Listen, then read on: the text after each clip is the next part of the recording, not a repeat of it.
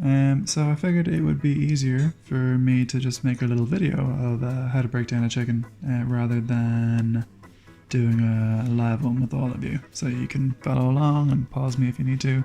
First things first, we're going to take off the little piece of elastic because you don't need that. Then we are going to remove the wings.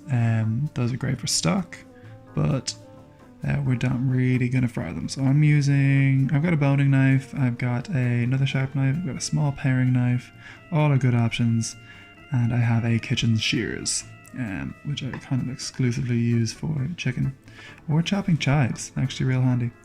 So I'm going to start off with my boning knife, but you use whatever you're comfortable with, and we're cutting around the joint. So we're just cutting down to the bone, we're not trying to cut through anything yet. And then using more force than feels comfortable, you want to snap that joint. And you'll hear a loud crunching sound. Now, then you're just going to cut through that little break that you've just made. And that is a wing that is perfect for making stock with. We're going to do the exact same thing on the other side. Slice all the way around. I'll show you here with the larger knife just to see what you would do. So same again, open it up, really crack it, like it feels like you're breaking someone's finger. It's strange. And slice all the way through again. Just make sure you go through that joint. Perfect. Right, 2 wings, great for chicken stock. Excellent for chicken wings if you add about 20 more of them. So we're going to flip the chicken upside down. I'm going to start from the back end. Now this is a great job for a kitchen shears because what we're going to do next is we're going to cut out the spine.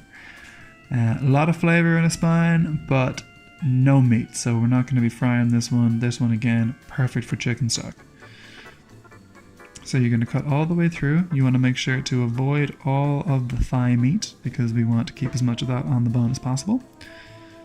And then that's that side. Now I'm going to attempt to do it with a chef's knife here, just in case you're not using kitchen scissors. This one is possible, but you're cutting through a lot of bones, so you need to use a lot more force than you think you do.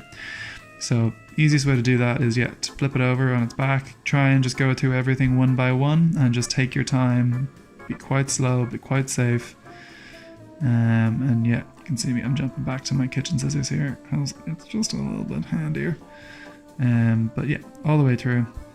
Take that guy out. Take your time. Don't worry about it.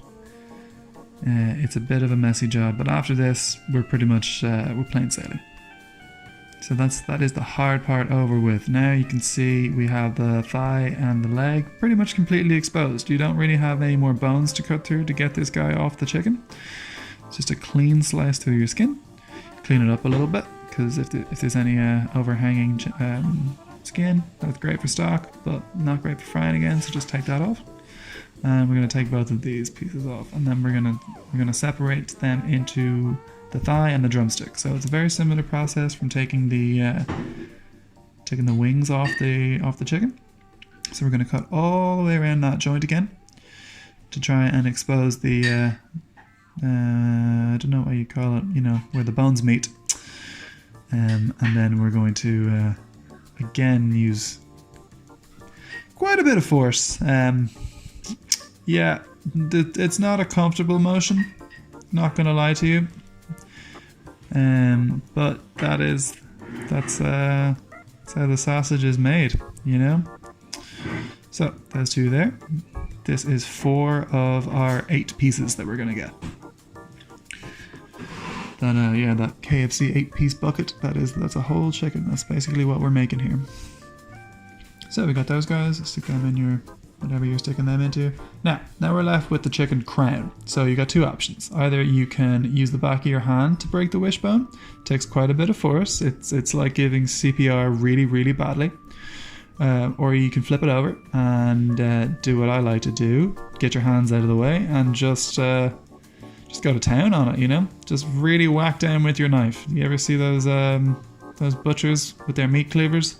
That's what you're going for. You just want to break that because now you can press down the chicken and it's flat to the board. That's the main thing. Now there's a breastbone in the middle, which is mostly cartilage that we don't want to eat. So I'm going to cut around that on both sides. Try and cut as close to as possible and just get that out of there. Cool, that's one chicken breast there, and then we're just gonna cut the bone off of the other one. So slice that away. There's a tiny bit of chicken that I missed in the first guy. That'll go into stock, won't be wasted.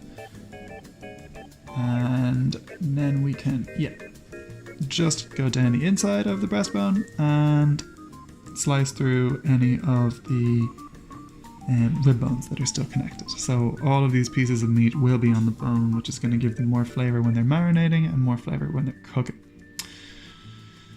Yeah, so just use your knife, cut through everything there. Yeah, just you see that thing that I'm doing there where I put my hand on top of the blade and I press down? So one hand is securing the knife, the other hand is applying the pressure, so there's no way I'm going to cut myself. It's the safest way to cut through anything. So just keep a hold on all of those bones, perfect. And then we're just going to slice these guys in half. So this will make the other 4 pieces of our 8-piece bucket, if you will. So we have a fat end of the chicken breast and we have a thin end of the chicken breast. So what we're going to do is we're going to cut on a slight diagonal with more of a bias towards the fat end of the chicken breast. So we're going to leave that thin end a little bit longer, a little bit larger in size, so that we end up with 2 pieces that are basically the same size, if you will. So same again, hand on the back of the knife, just press all the way through. And then we're going to do the exact same thing to the other piece. And that will give us a lovely 4 pieces of chicken. I should have mentioned that I've been doing all of this with a towel under my board. That is super important. It stops everything slipping, because the last thing you want here is your board moving when you're trying to cut through bones or anything like that. So what you're left with is 8 pieces of wonderfully friable chicken and quite a bit of mostly bones, mostly skins, with a few wings thrown in there. Now that's excellent for stock. So what I would suggest is stick that.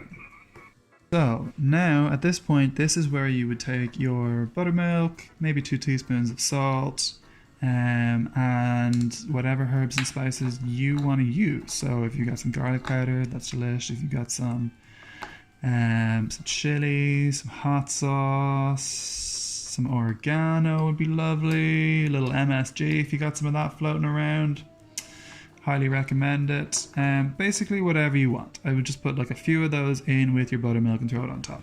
Now, my buttermilk isn't coming until tomorrow, so I went ahead and made a tea brine, which is a liter of water to about 8 tea bags, 20 grams of salt, 20 grams of sugar, and I'm gonna pour this over my chicken. Ice cold, very important. You have to make it in advance and cool it down. This is an optional step that I'm doing because I don't have buttermilk until tomorrow morning when it gets delivered. But it's actually quite traditional in the world of fried chicken. And I'm going to experiment. So if you want to try it, work away. If not, buttermilk will be absolutely fine. I would say anything between 12 and 24 hours marinating in your buttermilk is ideal. So just make sure whatever you're using, just you have a little bit of salt in there, a little bit of seasoning.